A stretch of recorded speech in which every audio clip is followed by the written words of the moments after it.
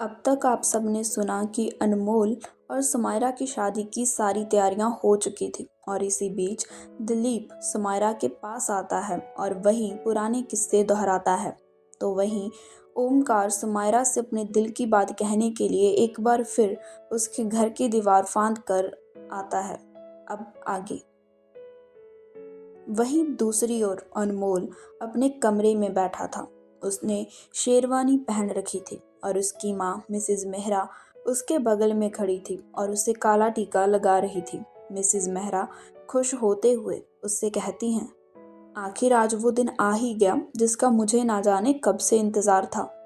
वहीं उनकी बात सुन अनमोल बिल्कुल धीमी आवाज़ में उनसे कहता है, और मैं इस दिन को कोस रहा हूँ कि ये दिन क्यों आया।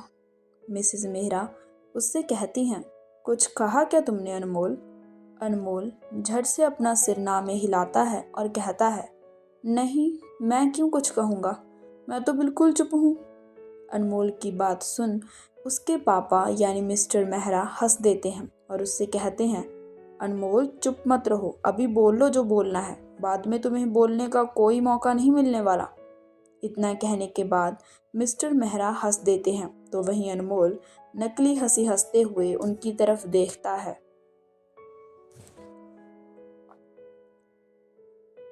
रात गहराई जा रही थी पर चमकते चांद की रोशनी चारों तरफ फैली हुई थी और वहीं समायरा के कमरे में दलीप हंसते हुए अपने कदम समायरा की तरफ बढ़ाए जा रहा था।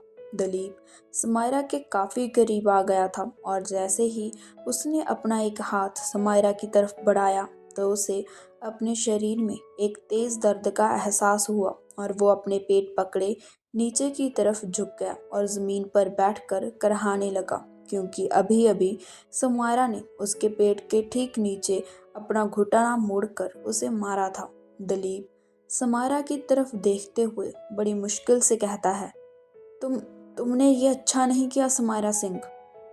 वहीं समायरा के चेहरे पर एक तिरछी मुस्कान आ जाती है और वो उसके पास बैठ जाती है और उससे कहती है, तुम्हें क्या लगा कि तुम ऐसे यहाँ आ जाओगे और जो तुम्हारे मन में आएगा करोगे?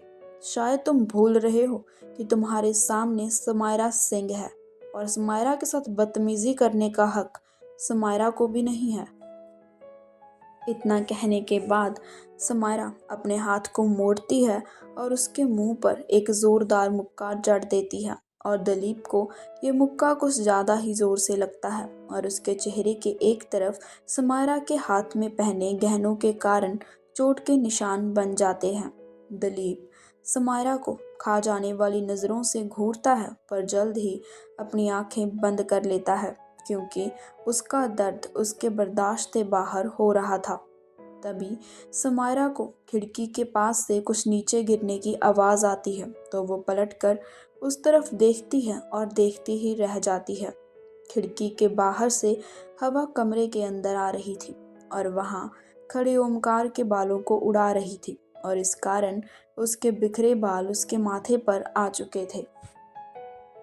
ओमकार हक्का बक्का सा समायरा की तरफ देख रहा था और वहीं समायरा की नज़रें भी उस पर मानो ठहर सी गई थी। समायरा के मुंह से एकाएक निकलता है, ओम। उसने इतना कहा ही था कि ओमकार जोर से उसका नाम पुकारते हुए चीखता है, समायरा। उसके ऐसा कहते ही समायरा एक तरफ हट जाती है और उसके पीछे हाथ में वास लिए खड़ा दलीप आगे की ओर लड़खड़ा जाता है। दलीप के आगे आते ही ओमकार आगे बढ़कर उसके मुंह पर एक जोरदार मुक्का जड़ता है जिससे दलीप एक तरफ गिर जाता है और उसका सिर किसी चीज से टकरा जाता है और वो तुरंत ही बेहोश हो जाता है। उसके बेहोश होते ही समायरा ओमकार की तरफ देखते हुए उससे कहती है, तुम यहाँ? ओमकार उसके आगे आकर खड़ा हो जाता है और उससे कहता है, मुझे मुझे तुमसे कुछ बात करनी थी। समायरा उसकी तरफ देखते हुए कहती है, कहो। ओमकार थोड़ा हकलाते हुए उससे कहता है, वो समायरा वो। उसने इतना कहा ही था कि समायरा उससे कहती है, रुको, पहले ये बताओ कि ये क्या हाल बना रखा है तुमने अपना। ओमकार उसके ऐसा कहते ही अपने हुलिये की तरफ देखता है और फिर उससे कहता है, वो बस ऐसे ही। तुम वो छोड़ो, मेरी बात सुनो जिसे करने के लिए मैं यहाँ आया हूँ। ओमकार फिर कुछ कहने ही जा रहा था कि समायरा फिर बीच में बोल पड़ती है, शादी की बधाई देने आए हो, पर शायद भूल गए हो कि दरवाज़ा वहाँ है, या फिर शायद ये फिर पूछने आए हो कि समायरा तुम शादी कर रही हो। समायरा खुद में ही कुछ ना कुछ बोले जा रही थी और ओमकार की बात पर ध्यान ही नहीं दे रही थी, और उसके ऐसा करने से ओमकार चिढ़ जाता है और जल्दी से आगे बढ़ता है और अपने होंठ उसके होठों पर रख देता है। ओमकार के ऐसा करते ही समायरा की आवाज़ उसके गले में ही दबकर रह जाती है और वो आंखें फाड़े उसे देखती रहती है, पर ओमकार का उस पर कोई भी ध्यान नहीं था। वो बस अपने काम में लगा हुआ था। ओमकार ने समायरा को खींचकर अपने नज़दीक कर रखा था। आखिर कुछ पलों बाद समायरा की आंखें भी बंद हो जाती हैं और वो भी पूरी तरह से उसमें खो जाती है।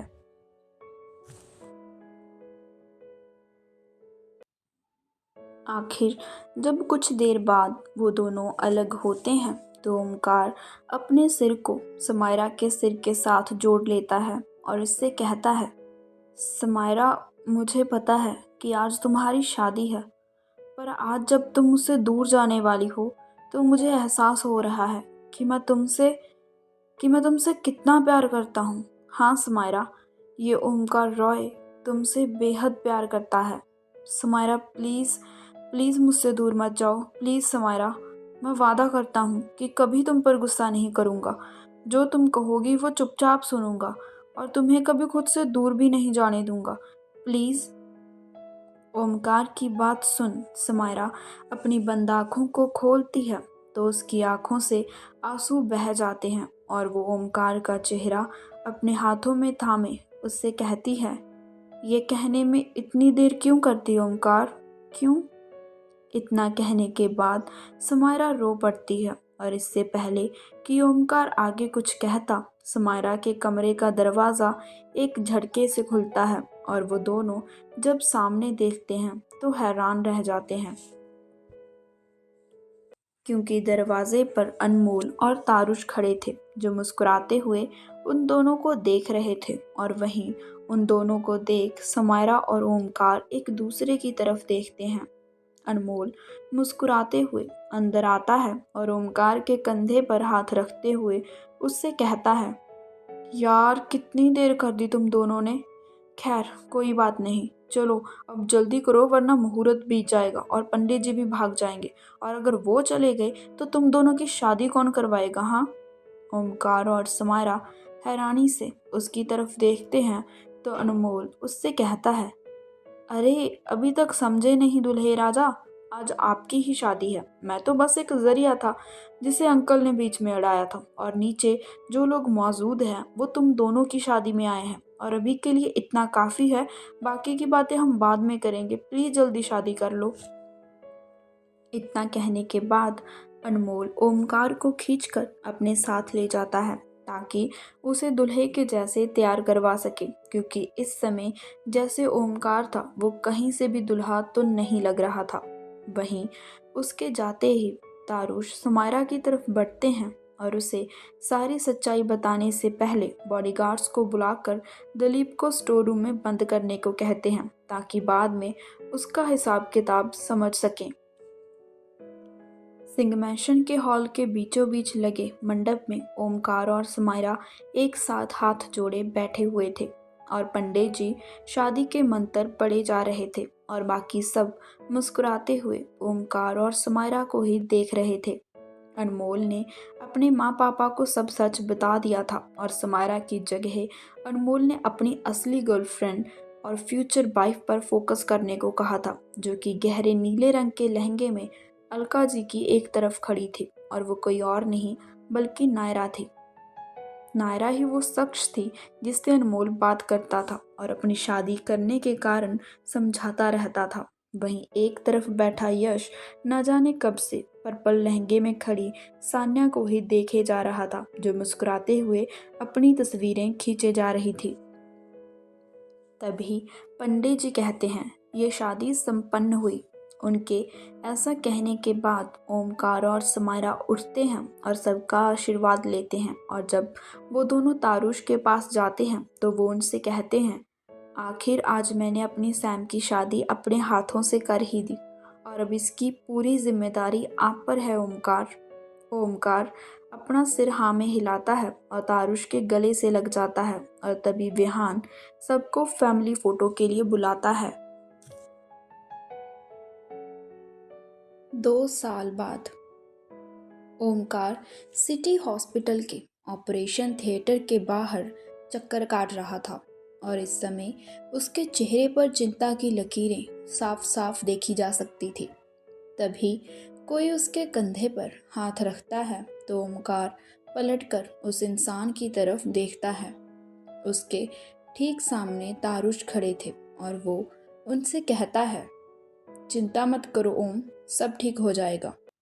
ओमकार अपना सिर हाँ में हिलाता है और फिर कहता है, डैड, उसे अंदर गए कितना टाइम हो गया? पर ओमकार ने इतना कहा ही था कि तभी ऑपरेशन थिएटर का दरवाज़ा खुलता है और सबके कानों में एक छोटे बच्चे के रोने की आवाज़ पड़ती है।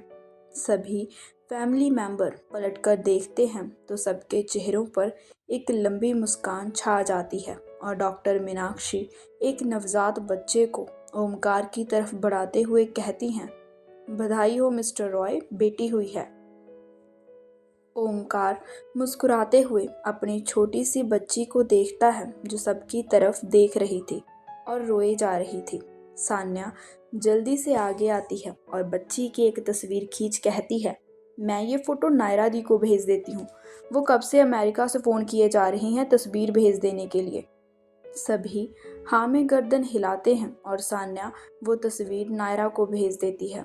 नायरा और अनमोल की शादी को 1 साल हो चुका था और अब वो अनमोल के साथ अमेरिका चली गई थी। तभी यश सान्या के पास आता है और उससे कहता है, हमें भी भेज दीजिए एक फ़ोटो। सान्या उसकी तरफ देखती है और फिर अपने बाल झटकते हुए आगे चली जाती है और उसके जाते ही यश अपने दिल वाली जगह पर हाथ रखते हुए कहता है, देखते हैं आप कब तक नहीं मानेगी मिस सेकंड सिंह। वहीं दूसरी तरफ समारा को दूसरे कमरे में शिफ्ट कर दिया गया था और इस समय ओमकार उसके पास में बैठा था। समारा को होश आ चुका था और वो अपने बगल में लेटी अपनी बच्ची को देखे जा रही थी और वहीं ओमकार ने समारा का एक हाथ अपने हाथ में थाम रखा था। वो धीमी आवाज़ में उससे कहता है, थैंक यू समारा, मुझे इतनी बड़ी खुशी देने के लिए। समारा उसकी बात सुन हल्का मुस्कुरा देती है और बहुत धीमे स्वर में उससे पूछती है, इसका नाम क्या सोचा? ओमकार मुस्कुराकर अपनी बच्ची को देखता है और फिर समारा का सिर सहलाते हुए उससे कहता है, ओमकार और समारा इक्वल्स टू अमायरा।